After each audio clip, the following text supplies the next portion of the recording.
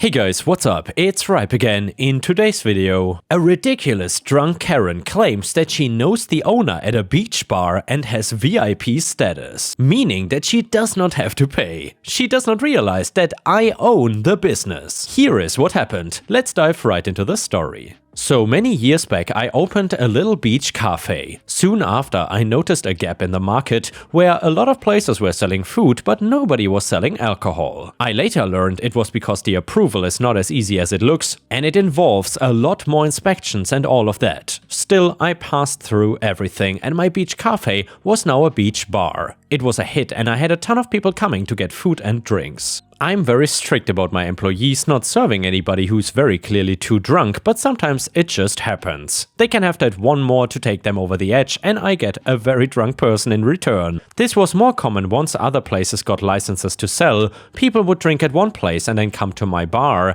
and get more after they were most likely cut off or something. Minor issues mostly that don't make for good stories. That is, except for this one time I was dealing with a very entitled and very drunk Karen. It was busy and I had 3 people call out sick, so I was working the kitchen, the bar, and even cleaning. I heard an argument when I was mopping a mess at the bar and decided to go over and handle it myself. I knew a Karen when I heard one, and sometimes I could have some fun messing with them. She was very loud and waving her hand around a lot when she spoke. Probably to show off her fancy watch, because that's the kind of thing people should wear through the beach. At least if their plan is to get it lost under 10 tons of sand to be lost forever. Me, how much has she had to drink? Employee, she only ordered a few. I think that some she was buying for her friends she ended up drinking too though. Tequila, shots and cocktails. I gave her the tab, but she started getting really angry and I don't think she wants to pay. Me, you take care of the other customers and I will handle Karen. I go over to Karen and she just shoves her glass in my face like I was gonna give her a refill or something. She was beyond anybody I would serve and probably any place else would serve her. Especially with that crappy attitude. Me, miss, I think you've had enough to drink. I need you to pay now and go sober up. We can even give you a cup of coffee on the house.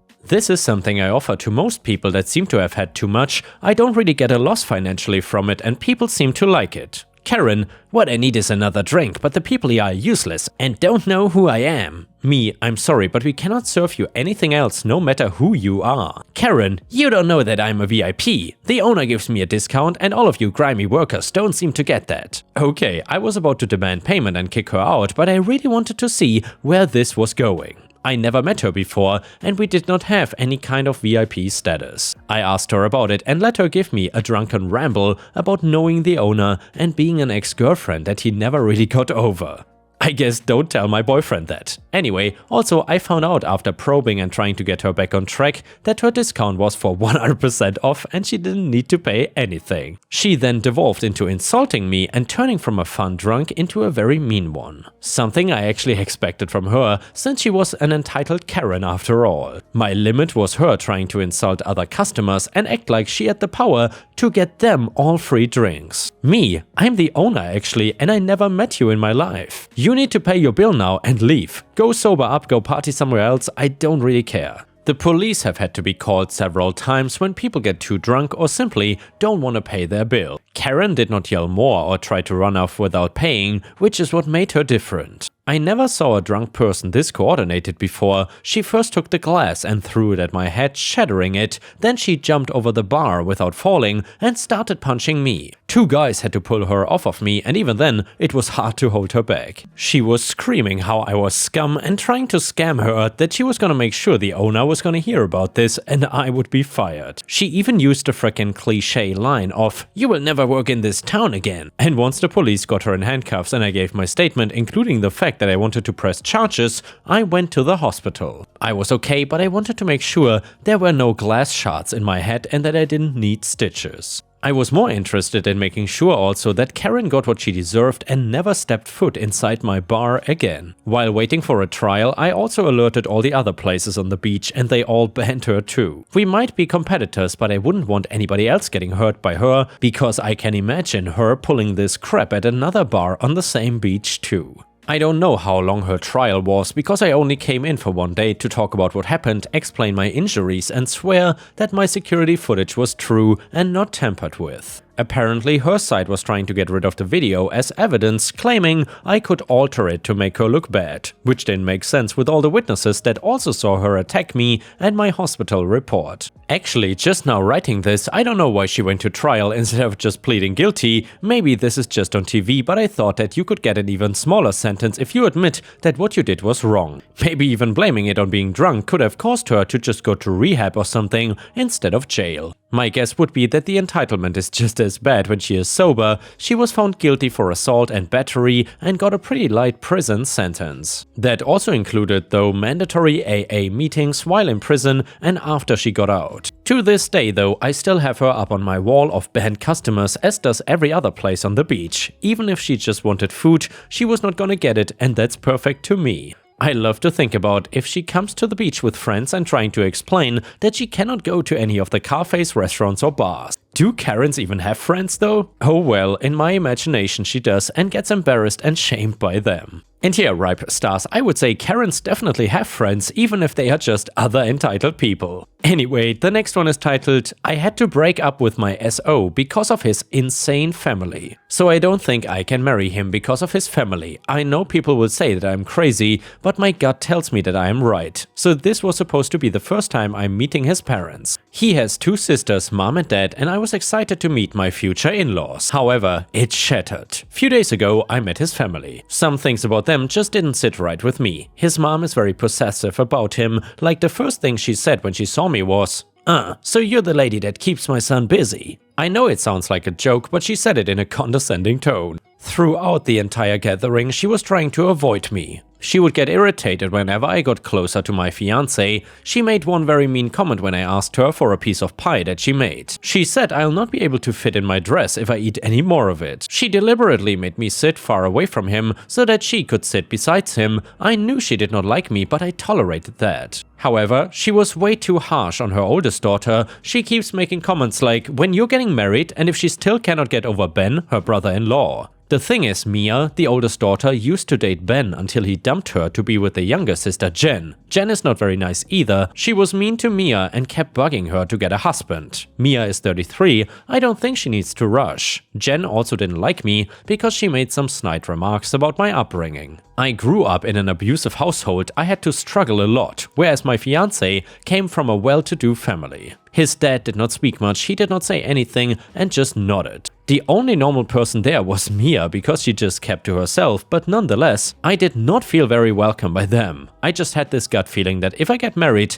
this will be my whole life. I would always have to be in competition with his mother, but he is so nice and sweet. I never felt so in love with anyone like I did with him. He brings me flowers, he takes care of me, he treats me like a queen. However, I don't like his family at all. I broke it off with him, he was understandably sad and he asked for a reason. I just told him I did not feel good about our relationship, that we are not compatible. There were tears, but I left. Now I'm sitting in my aunt's house writing this. One moment I felt like calling him and telling him I had cold feet, that we are perfect together. We earn well, we have similar hobbies and we are sexually compatible, but this one thing about him just bugs me a lot. I'm heartbroken, I don't deserve to be because I was the one who called it off. Update to the story, I just talked to his sister Mia on the phone. It was a surprise to me that she wanted to talk and she got the news of us breaking up and asked if we could talk on the phone. I agreed, I was desperate to hear any news from him. We talked for like an hour or so. It was mostly her telling me how her family was toxic,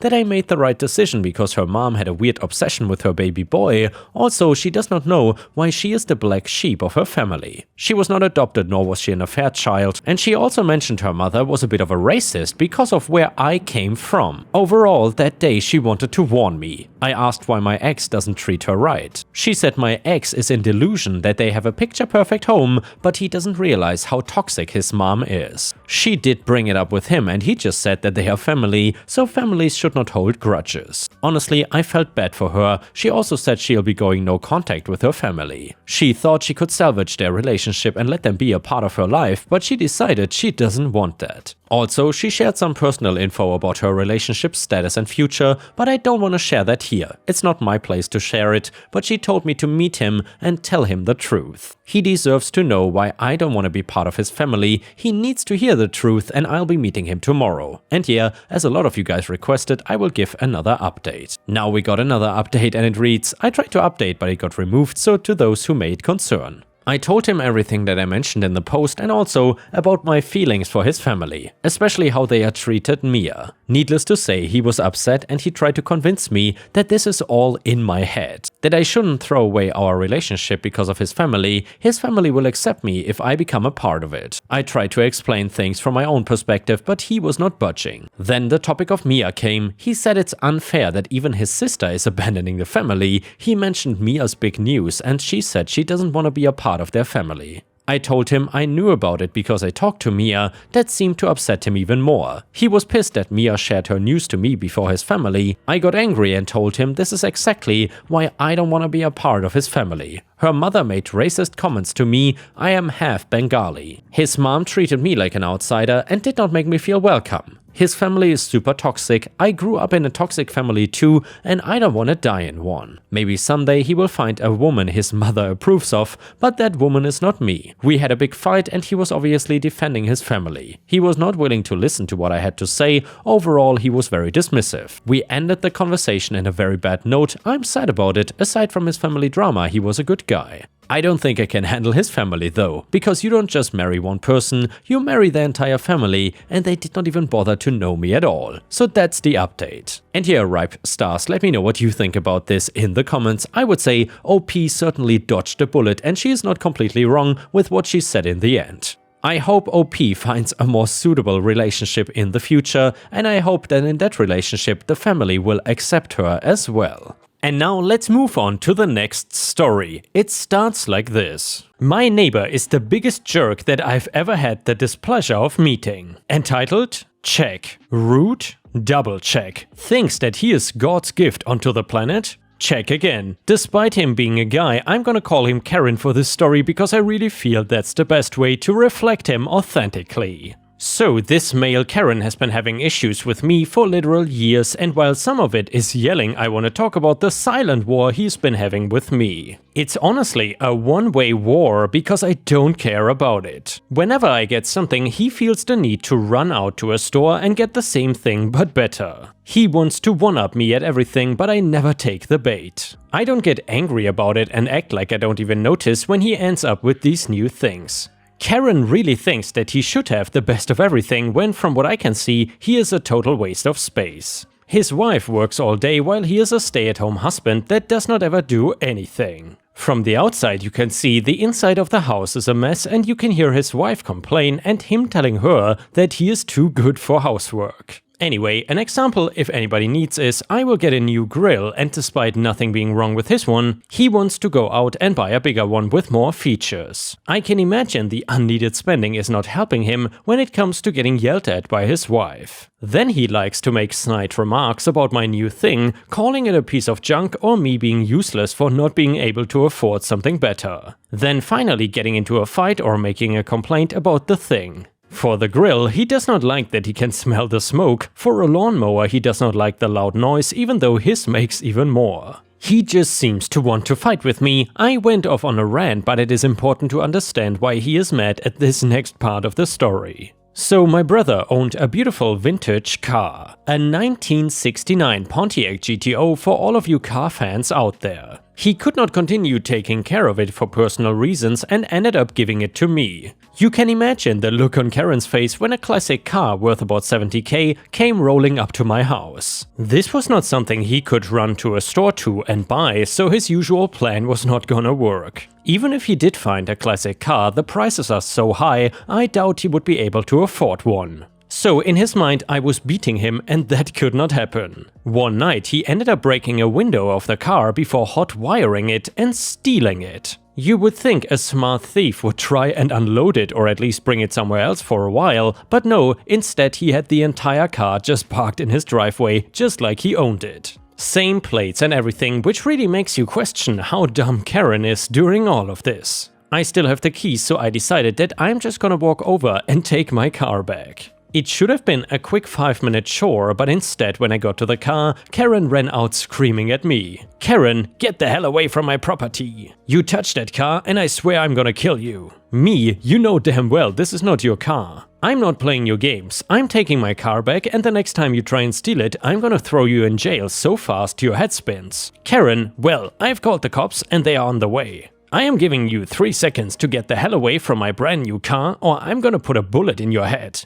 He walked fully out of his door and I can see that he had a gun. Not only that, but he held it up to me like he was gonna shoot. I did not want to move away from my car, but it did not feel like I had much of a choice. So I went to my property, but he was still pointing the gun at me and screamed that I was a thief until the police arrived. The police said, "Drop the weapon." "Karen, he's trying to steal my car. Arrest him." He did put the gun down, sadly, so he did not get tackled or anything. Me, he stole that car right in front of my house. The car just got put into my name, but before that it was in my brother's name. Run the plates and you will see that I own the car. Karen, I went to the dealership yesterday and bought it. He is just jealous that I have a new car while he is riding around in a piece of poop. Saying he got it at a dealership was a red flag because it did not take a car person to know that this was an old car. Once they ran it and saw exactly what it was, they knew he could not have gotten it at a dealership. So they started questioning him for the name of the dealership and proof of sale. When he did not have that, they asked him what kind of car it was and he did not even know the answer to that. Finally, when asked about the smashed window, he just tried to say that it came that way and he was told that he had to return the car to me because he was caught committing Grand Theft Auto. Since the car was getting returned, he had no prior history, he was not actually gonna spend any time in jail for what he did. However, I pressed personal charges against him for the damage that he had done to my car. In addition to the broken window, he damaged the bumper by hitting it into his other car, trying to make them both fit in the driveway.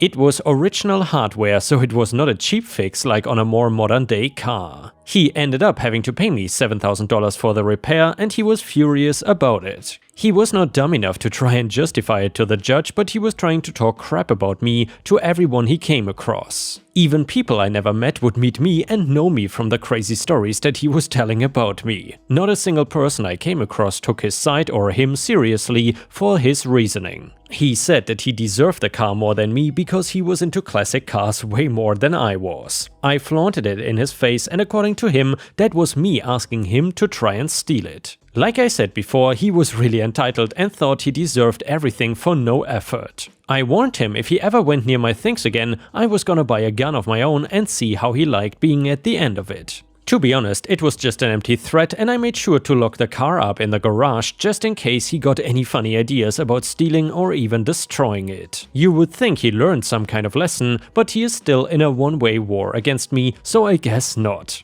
And with this, we have reached the end of the video. However, if you cannot get enough of my content, please check out my endless playlist where you can find thousands of hours of content. In addition, please don't forget to subscribe to my channel to not miss any of my daily uploads. Thank you so much in advance and I hope to see you again tomorrow.